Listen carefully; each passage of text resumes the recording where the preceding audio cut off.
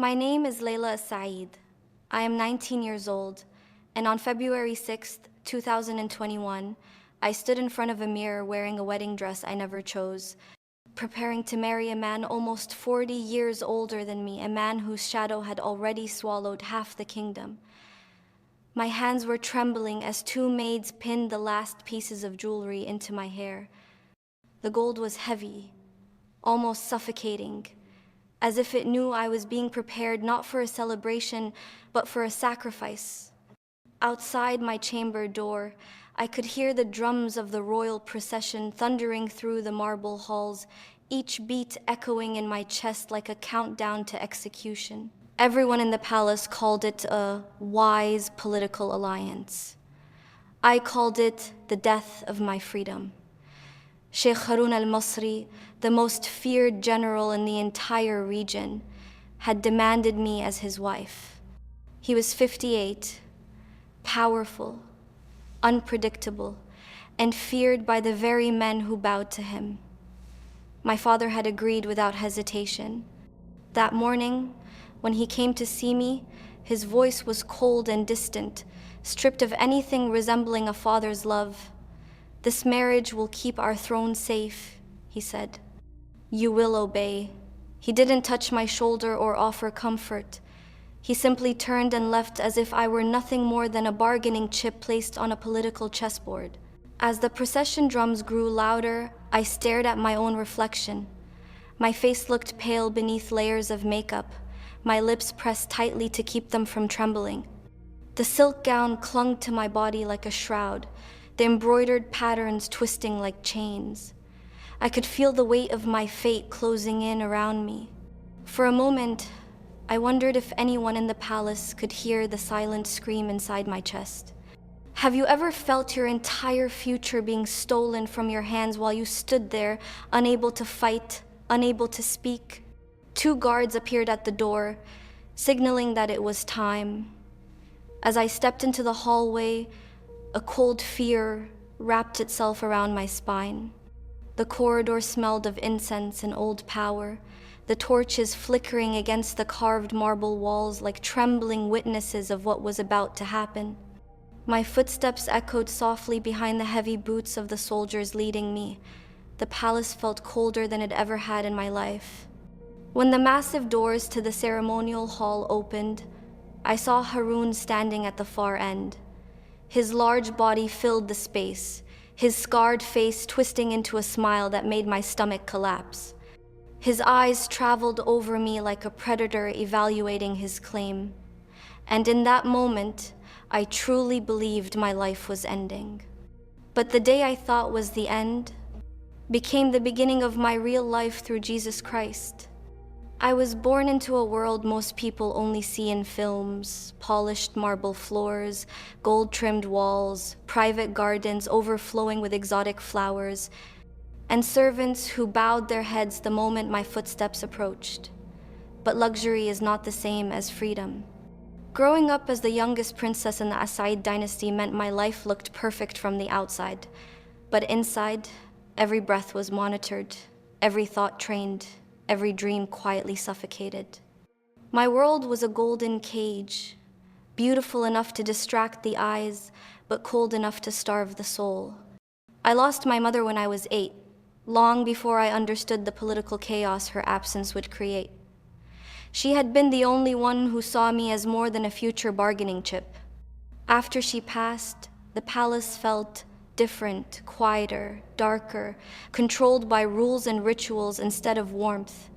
People walked softer but spoke harsher. The halls echoed less with laughter and more with footsteps of tension. Without her, no one shielded me from the suffocating expectations of royal life. My father changed too. Whatever gentleness he once possessed hardened into steel.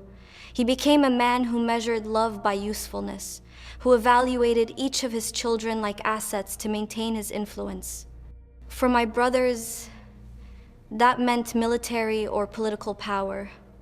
For me, it meant obedience, silence, beauty, and readiness to be given away if the kingdom ever needed a sacrifice. Every day, Tutors drilled into my head the posture of royalty, how to lower my gaze without appearing weak, how to smile without revealing too much emotion, how to speak only when spoken to. My hands were taught the proper way to pour tea, my feet the proper way to walk, soft, elegant, invisible. Even the way I breathed had to be controlled, as if showing too much life might offend someone important. People think being a princess means you get everything you want. The truth is, you don't even get to decide who you are. As I grew older, I began to understand the deeper layers of my cage. The palace was divided into invisible zones, places where I was allowed and places where I wasn't, conversations I could overhear and conversations I would never be permitted to join. The older women often whispered, "Don't ask questions. Princesses are ornaments, not decision makers." Their words were meant as advice, but to me they felt like a slow erosion of identity. When the Queen Mother died, the entire structure of the royal court shifted like sand. Old alliances dissolved, new threats surfaced, and the kingdom's stability suddenly depended on those who held military power.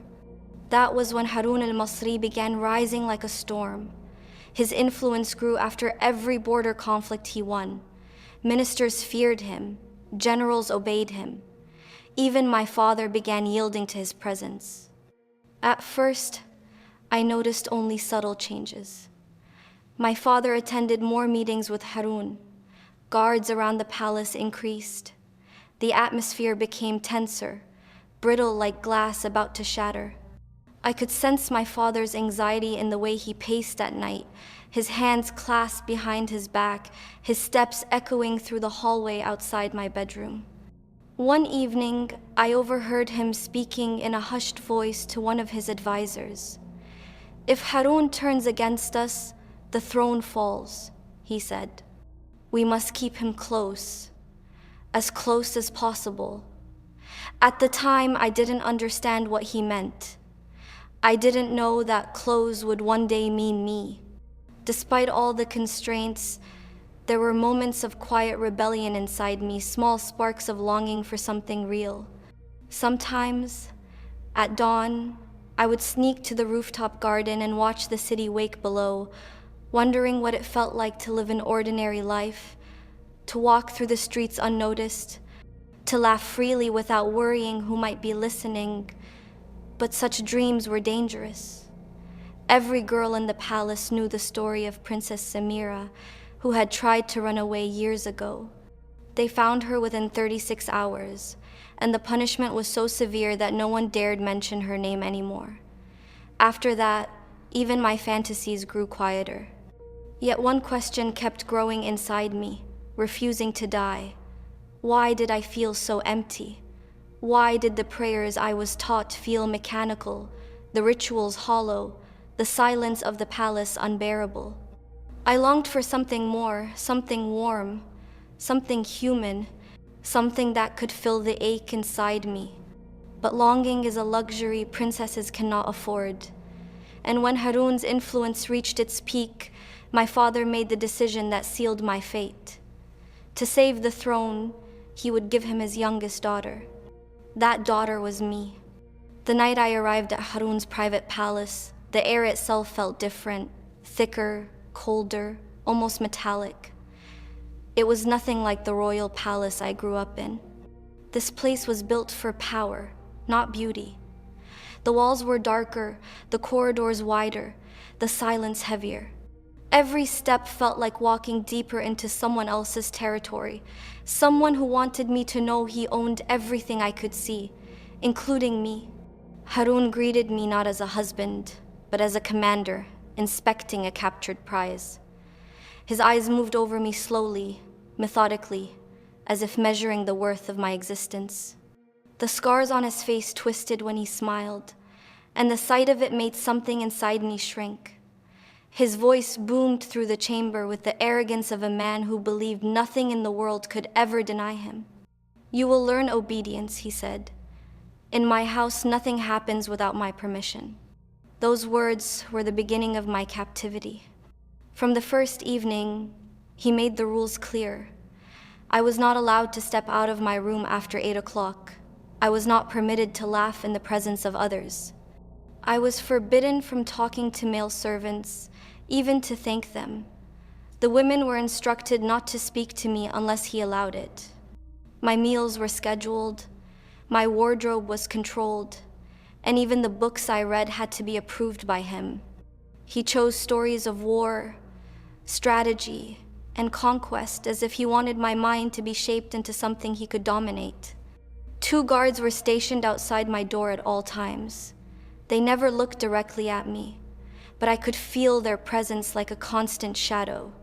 At the end of my hallway were 3 surveillance cameras that rotated in slow circles.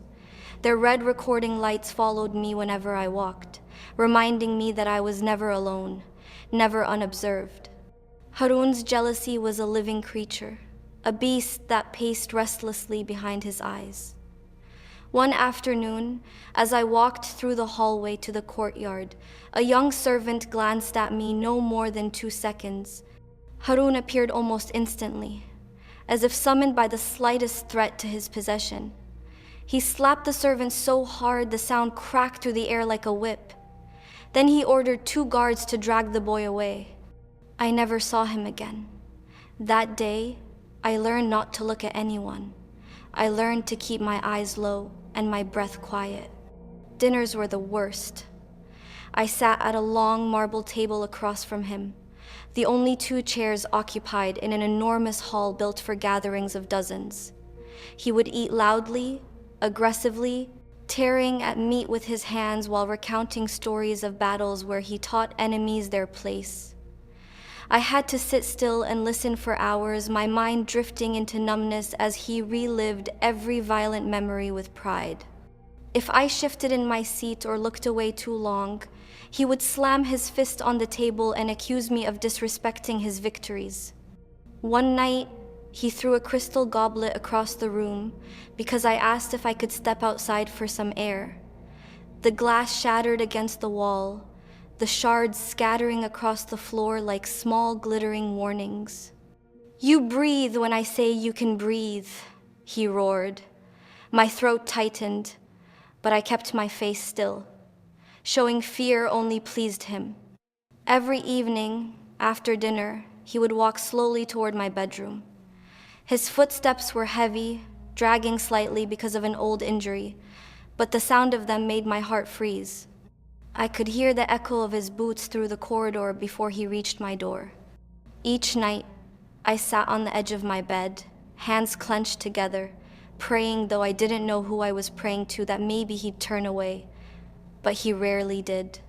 Sometimes he would open the door just to assert his control, sometimes to demand I listen to more stories, and sometimes for reasons that left me feeling hollow and used long after he left.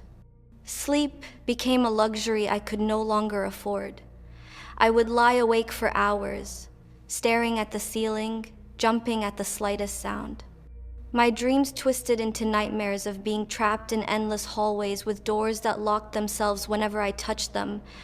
My body grew thin, my eyes darker, my voice quieter. When I looked at myself in the mirror, I barely recognized the girl who used to daydream on the palace rooftop. That Layla was gone, replaced by someone always bracing for impact.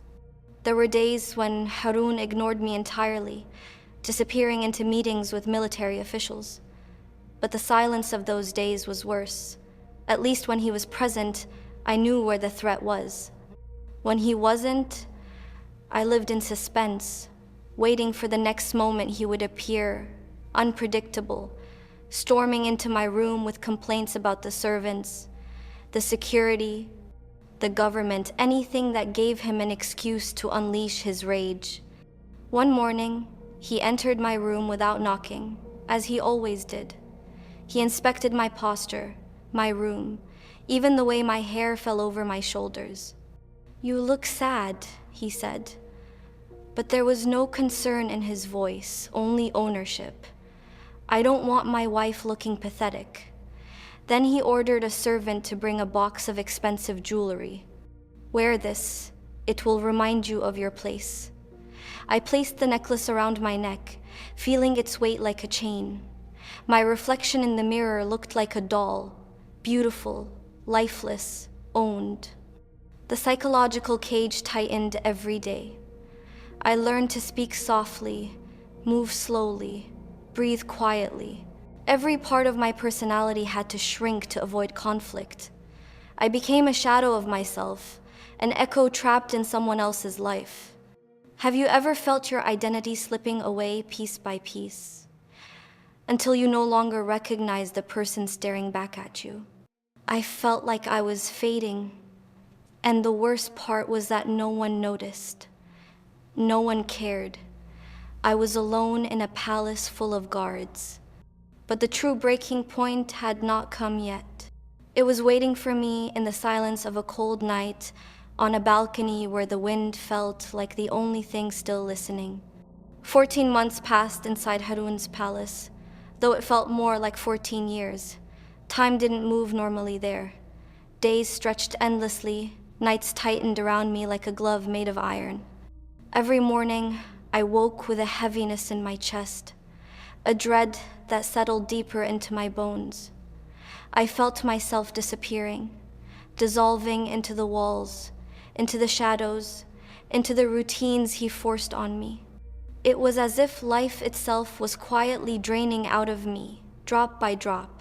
One night, after another suffocating dinner where Harun scolded me for breathing too loudly, I retreated to my room, closed the door, and slid down to the floor. My knees pulled against my chest, my arms wrapped tightly around myself. I couldn't stop shaking. The silence in the room pressed against my ears until it felt like screaming. I tried to cry, but even tears felt too heavy to fall. It was the kind of exhaustion that lives deeper than the body it settles into the soul. Something inside me cracked that night. It wasn't just fear anymore. It was hopelessness, complete, suffocating hopelessness. I stood up slowly, my legs trembling beneath me, and walked toward the balcony.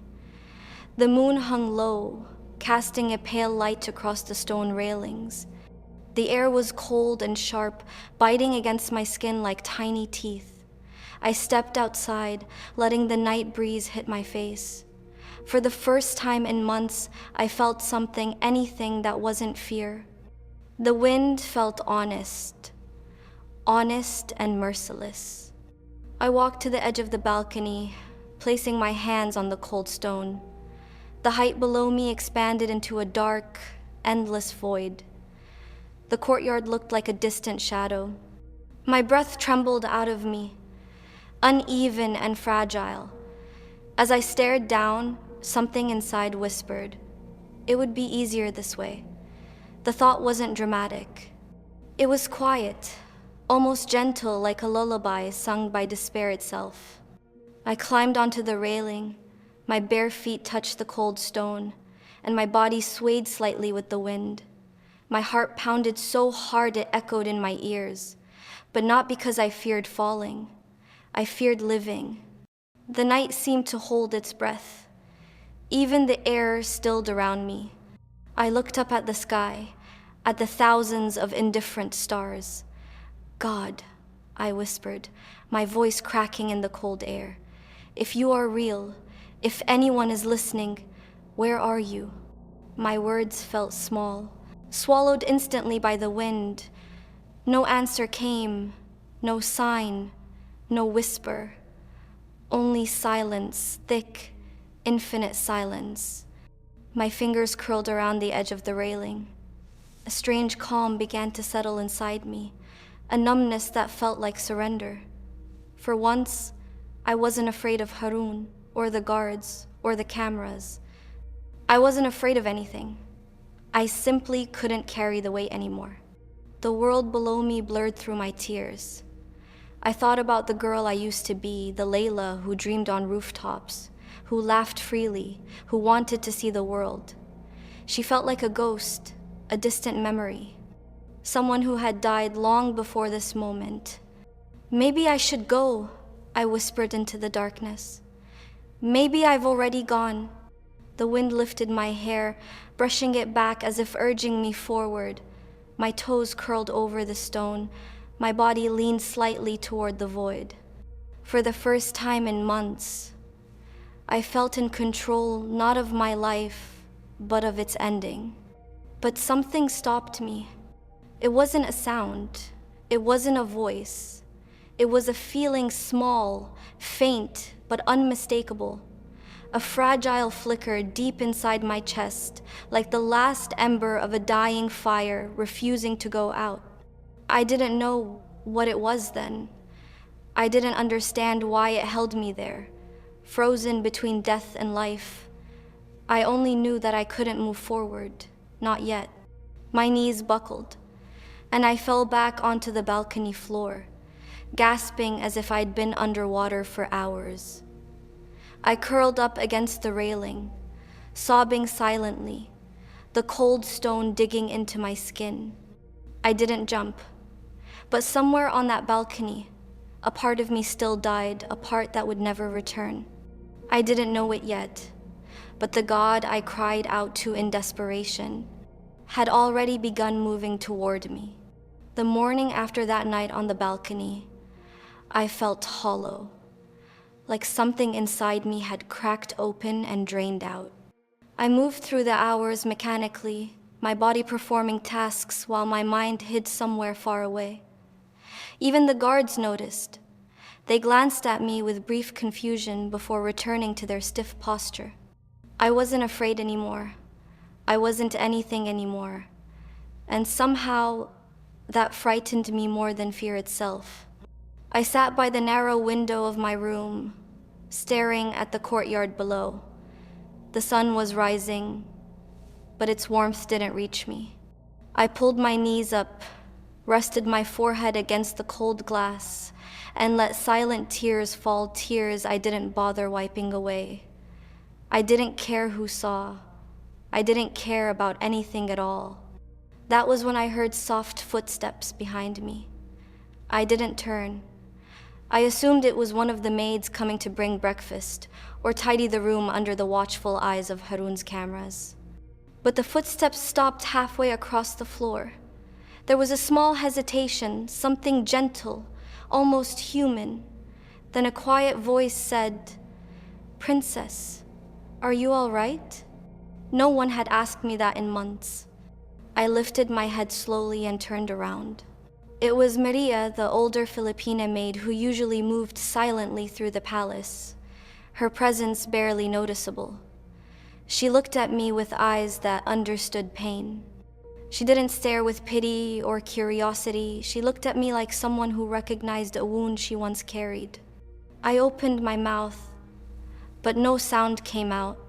My throat tightened, and I looked down, ashamed of my tears. She stepped closer, her footsteps light, respectful, as if approaching a fragile animal that might break from sudden movement.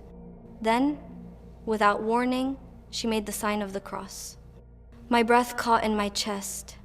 In this place, Harun's fortress, such a gesture was forbidden, even dangerous. But she didn't look afraid. She looked anchored, like she belonged to a world far safer than this one. Before I could ask what she was doing, she reached into the pocket of her apron and pulled out a tiny folded slip of paper. Her hands shook slightly as she held it out to me. "This," she whispered, "is for you." I hesitated. No one gave me anything without Harun's permission, but something in her face, something warm, something sincere made me reach for it. The paper was thin, worn, as if handled many times. I unfolded it carefully. There, written in neat, slanted handwriting, were words I had never seen before. "Daughter, I have seen your tears." I stared at the sentence, reading it again and again. Something tightened in my chest. Something broke, but not in the shattering way of the night before. More like a door creaking open after being locked for too long. Who said this?" I whispered. Maria's eyes softened. "God," she said quietly. The God who loves you, the God who sees you. No one in my world spoke of God like that. The God I had been raised with was distant, powerful, silent, never loving, never tender, never personal. But these words, I have seen your tears.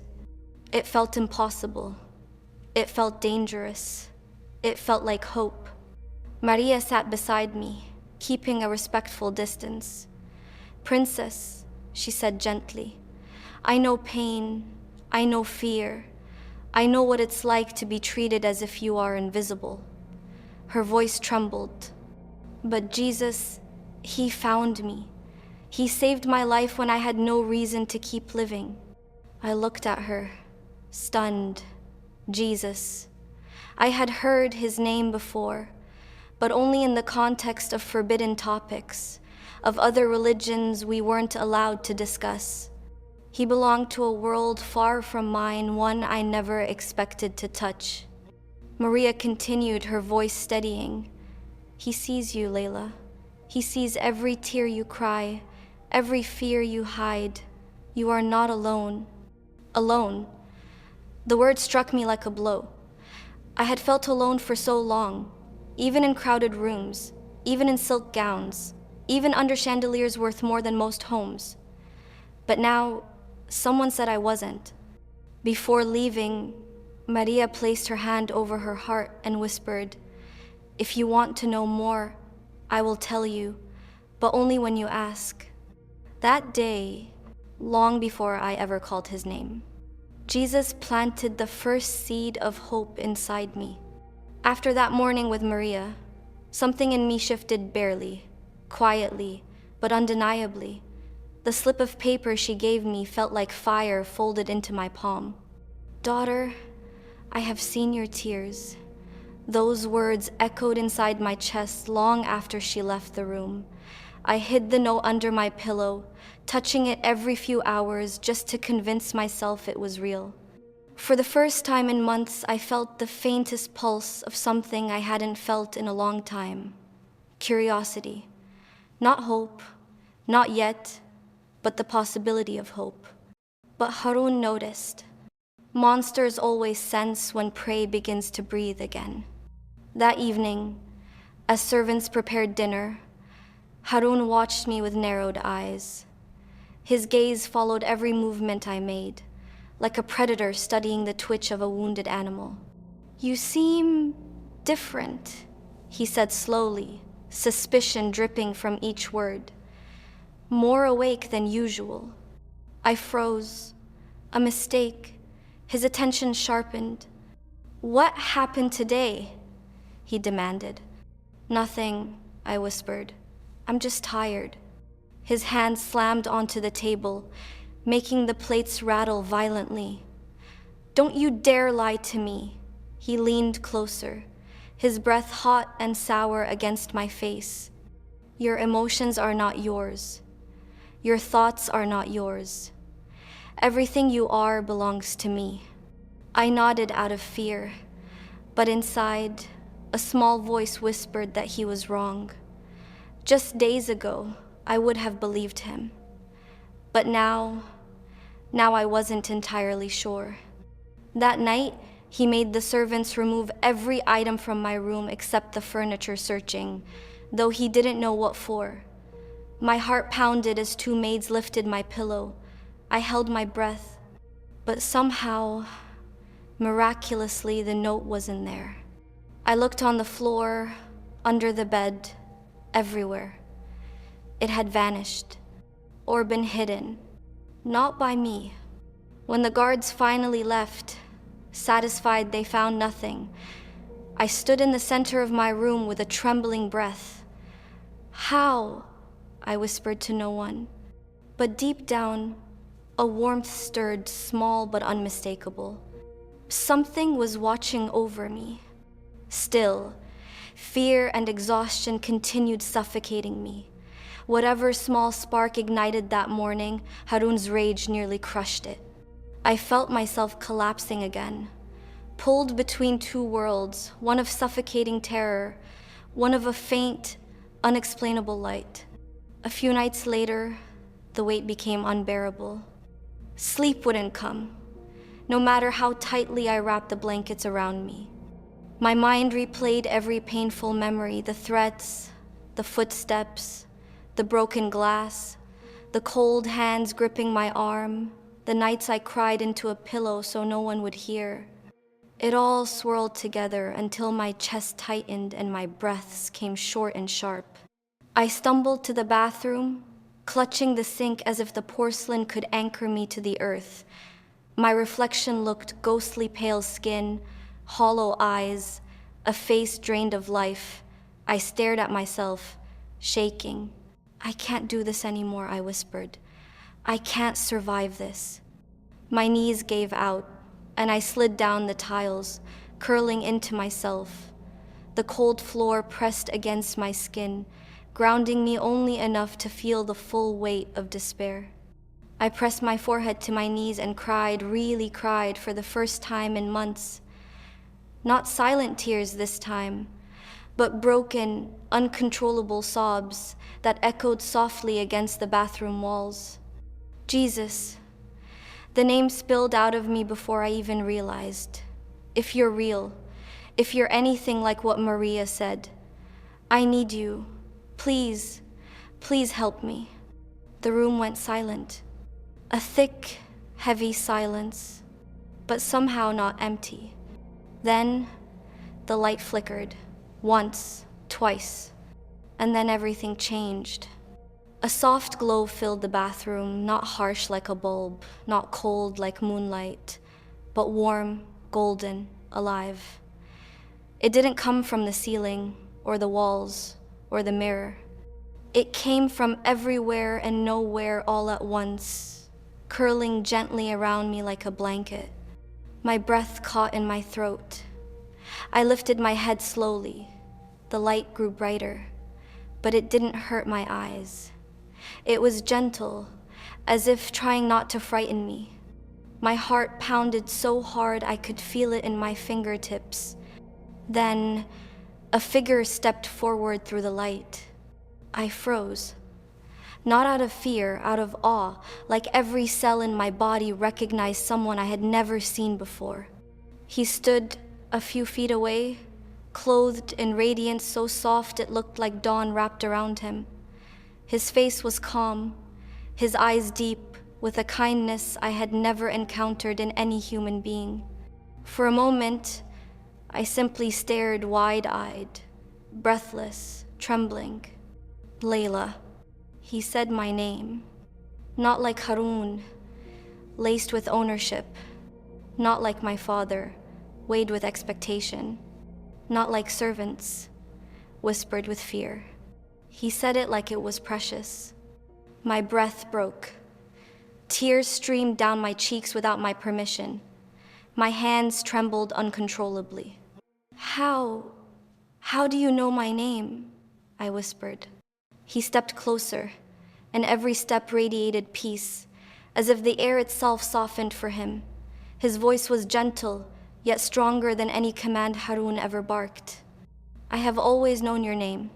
Something shattered inside me, something I didn't realize was still alive.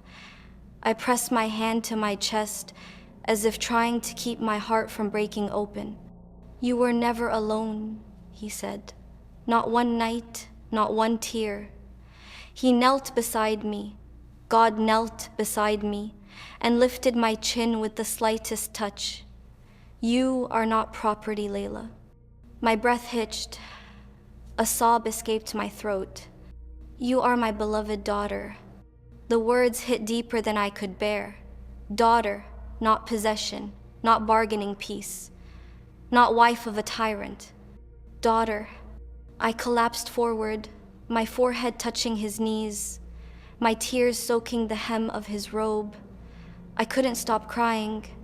I cried from pain, from relief, from disbelief that someone so holy would kneel beside someone like me. He placed his hand over my heart. A warmth pure, living flooded through me. Every wound, every fear, Every scar inside me felt like it was being scrubbed gently by light. "I will make a way for you," he whispered. I didn't understand how. I didn't understand when, but I believed him. For the first time in my life, I believed someone completely. After that night in the bathroom, I woke the next morning with a strange stillness in my chest. It wasn't peace, not completely, but it was something close enough to hold on to. A quiet assurance, like a whisper lingering in the corners of my mind. "I will make a way for you." I repeated those words under my breath as the maids dressed me, as the guards shadowed my steps, as Harun watched me from across the dining hall with his usual suspicion. The palace felt different. Not safer, but less suffocating. As if a heavy veil had been lifted just enough for light to slip through. That was when the miracles began. The first one happened in the afternoon. 2 guards were arguing in the hallway outside my room, their voices low but frantic. I stepped closer to my door, listening. "The cameras," one hissed. "All 3 in her corridor offline. At the same time, the system won't reset." The other guard cursed under his breath. "If the general finds out." But the cameras stayed dead. No red lights. No clicking. No surveillance. Not for minutes. For 47 full minutes. I didn't move. I didn't dare. But my heart beat faster, like it recognized the rhythm of something divine. The second miracle happened just hours later. During dinner, Harun suddenly clutched his chest and leaned forward with a groan. His face turned pale, his breath short and uneven. Servants rushed to his side, guiding him back to his room. The doctor arrived within minutes and declared it a temporary cardiac episode. Not fatal, but strong enough to confine him to bed under strict observation. For the first time since the wedding, his footsteps did not echo down my hallway that night. The third miracle revealed itself in the shift change. 2 new guards arrived at the palace around midnight, men I had never seen before. They stood differently from Harun's usual guards, their posture softer, their expressions calmer. And when I accidentally met the eyes of the one standing closest to my door, he didn't look away with fear. He nodded gently. A signal, a secret understanding. At dawn, Maria found me while I was folding my veil. Her eyes sparkled with something I had never seen before, a trembling mix of fear and awe. "Princess," she whispered urgently, "tonight, it must be tonight." My breath caught. "Tonight?" She nodded, gripping my hands. "The Lord has opened the door. I don't know for how long, but we must move when darkness falls." I felt a chill run through me. Not the cold kind, but the kind that slides up your spine when destiny approaches. I didn't ask how she knew. I didn't question why it had to be now. I simply nodded, because deep inside, I already knew the answer. I clung to Jesus' words, "I will make a way for you." The hours that followed were painfully slow. Every second stretched into an eternity. I moved through the palace like a shadow, replaying his voice in my mind, praying with every breath. When the sun began to dip behind the mountains, my palms grew damp with fear and anticipation. Finally, night fell. Maria slipped into my room with a small black cloak and a leather satchel. "Put this on," she said, her hands trembling as she helped me hide my hair and face. "We must move quietly, no sudden movements. No hesitation." I swallowed hard. My entire body felt electric, ready to collapse or to fly. "Maria, what if we're caught?" She cupped my face with both hands. "Then Jesus will still be with you. But tonight, Princess, he is taking you out." Her certainty steadied me. We cracked open the door. The corridor was dim and silent. The two new guards stood at their posts. When they saw us, they exchanged a brief glance, then stepped aside, pretending to look in another direction. My heart nearly burst from my chest. Step by step, we walked down the hallway, our footsteps barely grazing the marble. Every sound felt louder than it was, a distant clatter of trays, the whisper of wind through the courtyard, the beating of my heart pulsing in my ears. When we reached the back gate, a massive iron door usually sealed shut, it was open. Not wide, just enough for a person to slip through. Maria touched my shoulder. Go, don't look back. I hesitated only a moment, then stepped into the darkness beyond the gate. A black car waited in the shadows, engine humming softly. Two silhouettes sat in front. The back door opened. Get in, someone whispered. As the car pulled away, the palace shrank behind me like a dying star. My breath trembled with disbelief. Tears streamed silently down my cheeks. After a long drive through empty roads, we arrived at a small warehouse on the outskirts of the city. A trapdoor beneath a stack of wooden crates led us into a hidden chamber lit by candles. A cross hung on the wall. People sat in a circle, praying in soft voices. When I stepped inside, they looked up. Their eyes held no fear, no judgment, only warmth. I fell to my knees, and in that underground church, far from the palace that once imprisoned me, I surrendered my life to Jesus Christ. My sobs filled the small room as his presence washed over me like a tide of freedom. I wasn't a prisoner anymore. I wasn't a bargaining chip. I wasn't a tyrant's possession. I was free. Life outside the palace didn't feel real at first. For weeks after my escape, I woke up in the small underground church with the same startled breath I used to gasp inside Harun's palace, expecting guards to burst through the door, expecting footsteps, expecting chains. But none came.